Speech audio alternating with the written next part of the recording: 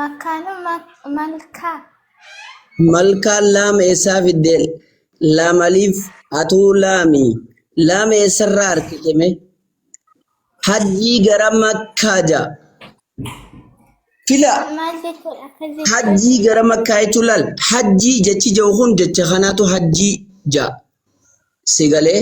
jecha okay jechi ayyaana anaafaa ayyaaneeffatani onnolanne harkitaamima ayyaana anaafaa ayyaaneeffatanii kan jiru kuni hajjii sani gara makkaa ka jiru immoo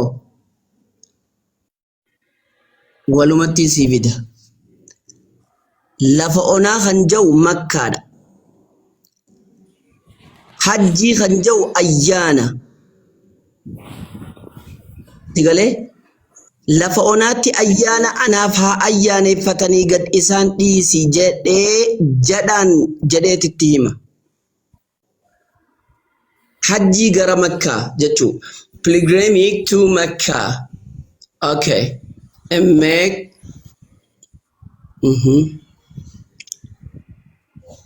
Aisha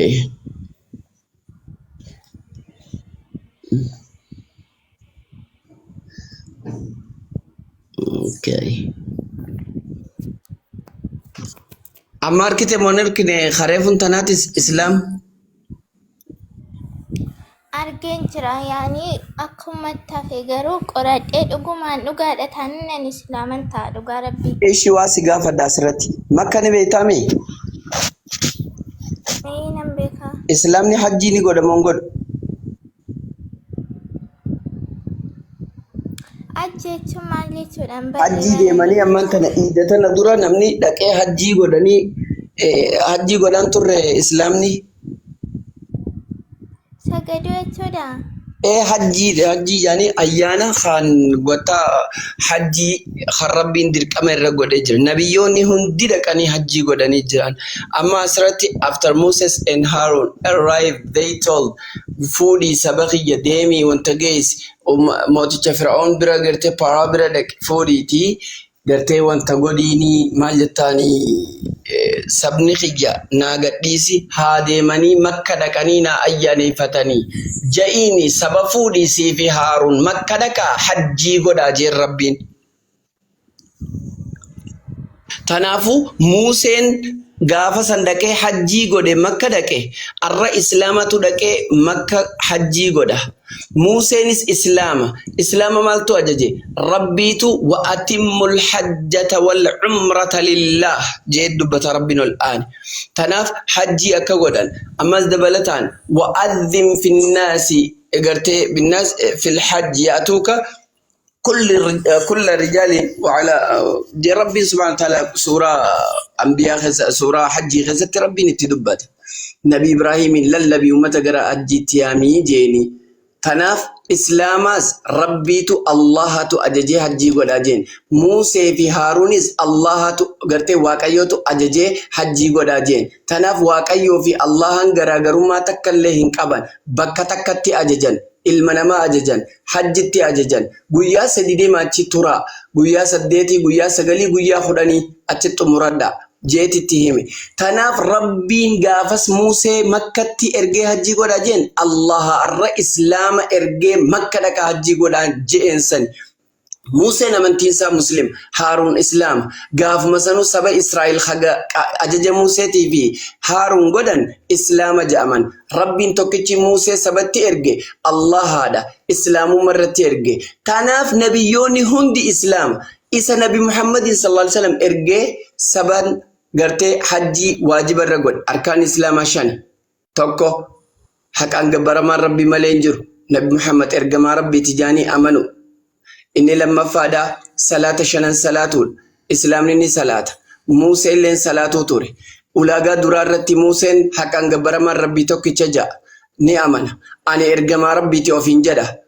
ofitti amana ergamaa rabbii ta'uu ulaagaadha tokko fin'e ulaagaan lammaffaa islaamni illee salaata shanan salaata Museen leen salaata ka isaaf kenname akka seera isaatti salaata ulaagaa lammaffaa fin'e ulaagaan sadaffaa wasawm ramadaan gartee itaa'u zakaati إسلامني زكاة خنت موسى لين قبينة ساترة ددبا مسكينة يتيمة خنا هندرت زكاة نسان الرواجبة خبيلة بلباسي خنياتي قرتي دار باسني سبلة أججي في اللي قدا سن زكاة إسلامني سنقول أولاغا صدفا قوتمي جرخ إسلام أمة أولاغا نفرفا دا قرتي وصوم رمضان باتي رمضان صومنا إسلام الرتي واجبة موسى قويا فرطما صومني أكا قرتي مچافتي سيو إلال موسى صومنا كبا إسرت اللي واجبة أولاغا إسلام مرة أفرقوت إسلام نسوما موسى نسوما إسلام زكاة خنا موسى زكاة خنا إسلام قرتي حقان قبرمان ربي ملنجرو محمد إرقمان ربي تجي أمن صلى الله عليه وسلم أولاغان موسى حقان قبرمان ربي ملنجرو أني إرقمان ربي تجي إف أمنا أولاغان أفرقافلو مي أولاغان شنفا دامو وحج البيت من استطاع إليه سبيلا إسلام ما خيستي حجي قرتي من مكة قرى مكة ديمودا وحج البيت سيقالي من استطاع إليه سبيلا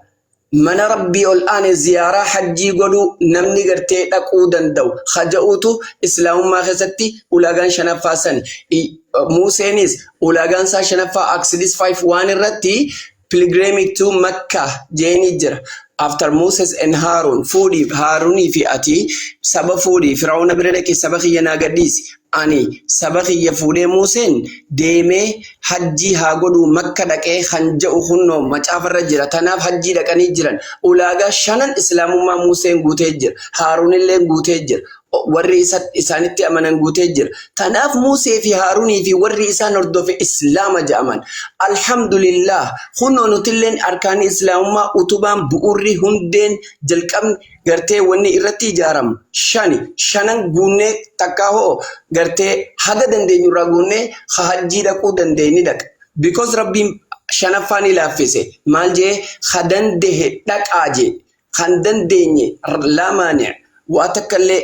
irran jiru diliin irran jirtu maandee inajee singaafatu yoo qabaachuu baatte garuu yoo qabaatte dirqama ulaagaa islaamummaa keessaa dhaquun Museen akkasitti islaama tole Ayyub Nabi Allah Ayyub yoo ilaalle obboleettitiyyaa Nabi Allah Ayyub boqonnaa macaafa Ayyub boqonnaa 22 lakkoofsa 80 takkarratti واقعيتي أرارمي توب إلى الله يا أيها الذين آمنوا توبوا إلى الله توبة نصوحا جاء ربي سبحانه وتعالى قرآن خب جماعة يا ور ربي تيمنتن توبوا إلى الله توبة ربي ديبيا توبة نصوحا سنو توبة كل أرارة غاري أرارة كل واقعيون غرا واقعيو ديبيا جا أتشرت الله واقعيتي أرارمي Nagaya tijiradu jan nagayan jiradun jan sila nagayan jiradu jeni lal mar nagayan turiga jachutti hi khama jattani na himtan garu nagayan turin jannen nagayan jiradu sin jannen nagayatti jiradu jen nagayatti jiradu akkas jechuun maal jechuu nagayatti jiradu jechuun amma waliin dubbisne kun musliman jeen muslimata hijiraadhu rabbitti tawbaa gara rabbii deebi araara rabbii kee gaafadhu muslimata hijiraadhu nama nagayaa sambooda waa hundani argattaa jeen macaafa irratti alhamdulillah ayyubillee muslima jedhama yaa obboleettitiyya yoo feete macaafa faarfannaa boqonnaa 84 lakkoofsa 6 irratti deemtee dubbifachuu dandeessa maal jaa hajjii gara bakka jedhamtu dhaqaa jaa bakka jamtu dhaqaa daawidi ala nabiyyina wa alayhi salatu wassalam bakka dhaqaa jaa bakka jechuun maqaa makkaa lammaffaadha akkamitti bakka jechuun bar bakka biraa jechuudha malee makkaa miti ta isin daytan emmiin jalqaba makka jaama kun immoo biidaan jalqaba bakka jaama ha emmin jalqabe makka jawuu fi ha biidaan jalqabe bakka jawu bakka makka tokko miti jechuu dandeenya lakki tokko akkamiti bakka jechuun maqaa makkaa lammaffaadha rabbi quraana keessa akkas jedhee nu dubbata subhaanahu wa ta'ala